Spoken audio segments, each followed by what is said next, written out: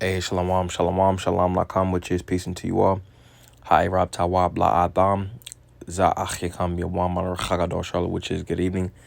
This is your brother Yawam from the JMS camp in Charlotte. Nachamatam Kaya Hamalakaf Hashemayim Kwara, repent ye for the kingdom of heaven is at hand. Call Layim La La Abanaw Yahweh Bahasham Yahweh Shai Bahasham Racha Kodash Wamashana.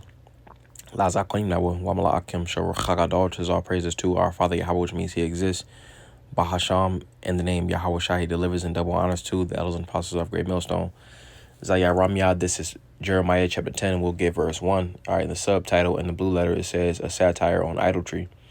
So it says, hear ye the word which the Lord speaketh unto you, O house of Yashar'Allah, and which, the house of Israel ultimately consists of, you so-called Negroes, Latinos, Native Americans, West Indians, Haitians, and Israelite foreigners. Ultimately, this word is written unto you. All right, the elect, first and foremost on this side, But it says, thus saith the Lord, learn not the way of the heathen, and be not dismayed at the signs of heaven, for the heathen are dismayed at them. All right, so, Jake has essentially been scattered across the four corners of the globe. All right, and in these different places, all right, specifically and chiefly America, Babylon the Great, but just speaking on captivity as a whole, we have been instructed, the elect is instructed, not to subscribe, to the ways of the heathen. All right, I'm going to get a quick precept. This is Habakkuk chapter 1, and we'll get verse 5. And it says, behold, ye among the heathen, and regard and wonder marvelously, for I will work a work in your days which ye will not believe, though it be told to you. You see, in which, this is ascribed to, in the ancient world, during the, pretty much when it was the, those that was keeping the holy customs, all right, and those that ultimately was subscribing to the ways of the Gentiles, you see, because Jake was scattered. All right, but Jake was among the heathen. All right, and in these times, essentially, back then it was a foreshadowing of what we would go through in these times. But ultimately, we've been scattered. So Jake, essentially looks like the other nations. All right, Jake comes looking like the other nations. Going into the Israelite foreigners, but going into Jeremiah chapter 10 and verse 1. All right, you see, because Jake, 2/3 of Jake is very impressionable. All right, but the elect ultimately isn't going to be subscribing to, the ways of the heathen. Heathen. All right, but reading this back, verse 2, it says, thus saith the Lord, learn not the way of the heathen, and be not dismayed at the signs of heaven, for the heathen are dismayed at them. For the customs of the people are vain.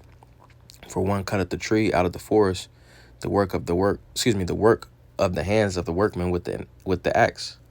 They deck it with silver and with gold. They fasten it with nails and hammers, that it move not. They are upright as the palm tree, but speak not. They must needs be born, because they cannot go.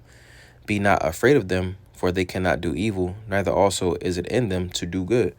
All right, and ultimately, going into this is specifically going into the custom they call so-called Christmas.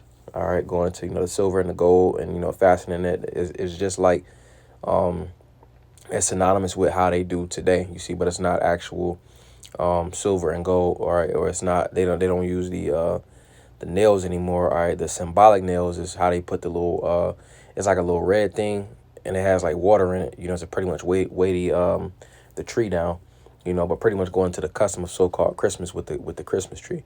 But it says, for the customs of the people are vain in verse 3. All right, these ultimately are vain. It's worthless. All right, it ultimately goes into, the ways of the world. All right, I'm gonna get this word for vain, and it says habal, and it says vapor, breath, vanity, vainly. It says unsatisfactory, something transitory, something that's transitory, that's temporary. It says vapor, mist, darkness. All right, but pretty much going to the point where it says unsatisfactory. We're supposed to carry ourselves in satisfaction to the Lord, as pursuant to Ecclesiastes, the 12th chapter and the 13th verse. All right, essentially, going into the customs of the heathen is ultimately unsatisfactory, or unsatisfaction. All right, so I wanted to specifically go into this, but I wanted to get that first. But let's get Leviticus chapter 19, and we'll get verse 27, in which when we go into all of the laws, they're written a specific way for a specific reason, because with Jake being the creation, all right, the Lord has given us a manual in which we're supposed to follow the manual, so it's like making a similitude, with a socket and a socket and a plug. So essentially we have to plug ourselves into the source to ultimately receive of that true power. Like when certain batteries won't power up, certain devices. All right, so we have to use a spiritual device, all right, the spiritual power source, ultimately, because that's what corresponds, all right, with us as a creation. All right, so this is Leviticus chapter 19, and we'll get verse 27, in which the scriptures will be the power source. All right, and it's written for a specific way, to ultimately keep us in a state to where we thriving. You see, because Jake in the world subscribing to the ways of the heathen is just surviving. All right, we're supposed to ultimately thrive. All right, and the law, statutes, and commandments give us the blueprint to ultimately thrive. Let's get that, and I'm gonna come back to this. This is Deuteronomy Bariam chapter 4, and we'll get verse 4. And it says, "But ye that did cleave unto the Lord your power are alive, every one of you this day. Behold, I have taught you statutes and judgments, even as the Lord my power commanded me, that ye should do so in the land whither ye go to possess it. Keep therefore and do them, for this is your wisdom and your understanding in the sight of the nations, which shall hear all these statutes and say, surely this great nation is a wise and understanding people." So Esau talks about an IQ test. This really would be the IQ test. All right. This is our wisdom and our understanding. This is ultimately what separates us, from the nations. All right, and ultimately, it beautifies us. All right, as the scriptures go into, it beautifies us, and ultimately that's a true. This is true knowledge. All right, because the reason why I bring that out is because Jake that subscribes to the ways of the heathen, Jake go get degrees, all different types of degrees in Esau's world, you see, but all of these things are just things to ultimately keep Jake to where it's just busy work.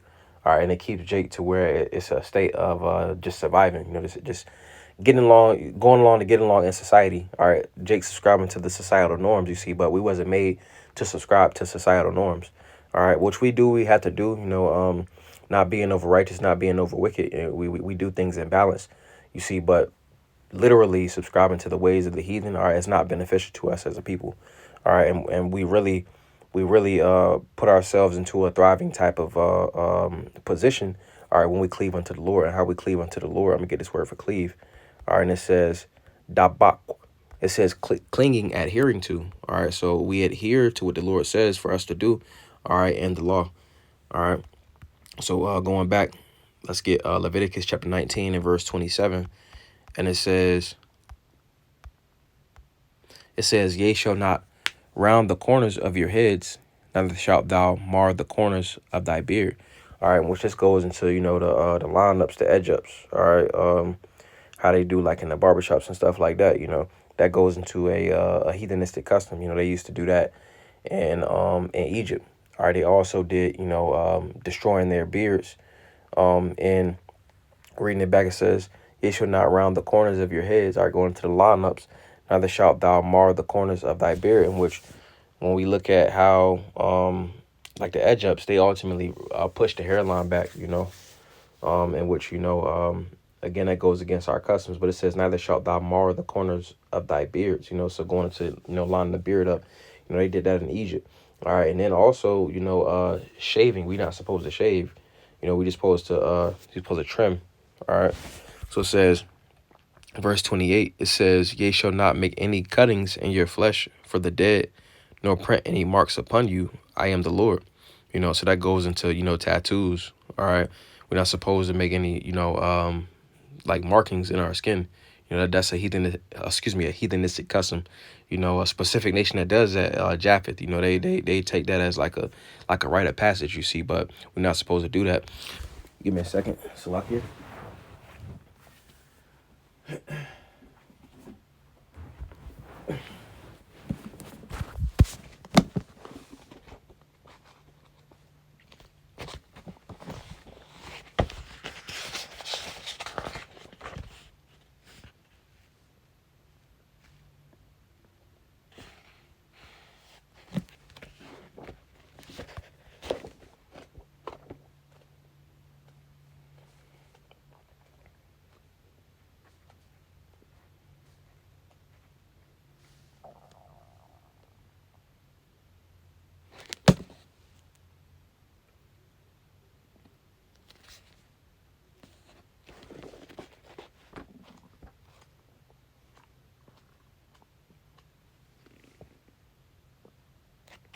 All right, this is read this.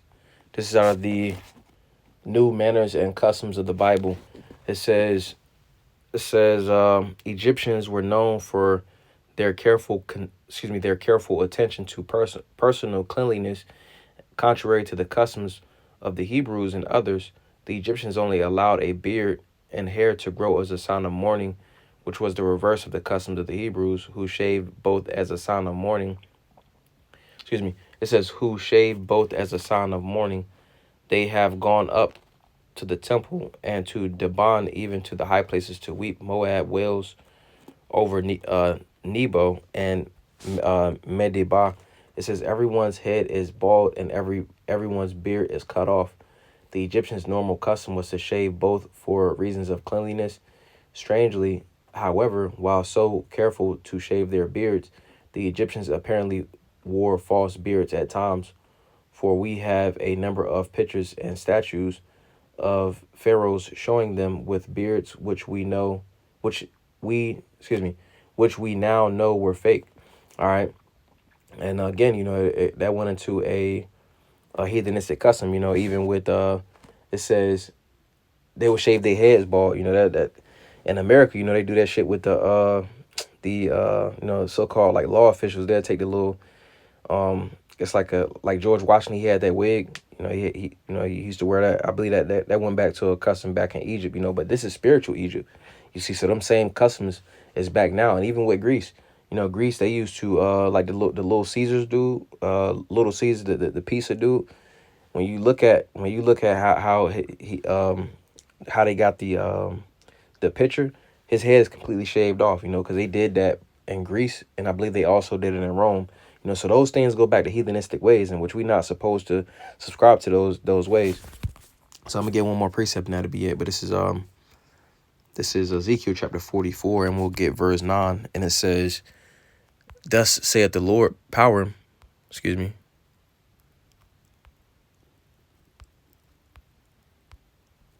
Might be 19, 20. All right, it's Ezekiel chapter 44 and verse 20, and it says, "Neither shall they shave their heads, nor suffer their locks to grow long.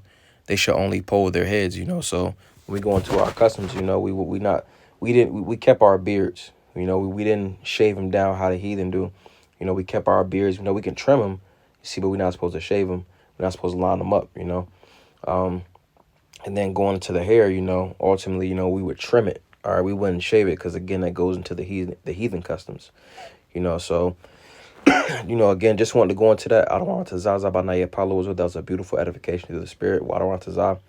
Atam Yashlay Lata Wablu as well. You have a good night. Washalam Lakam, which is peace unto you all.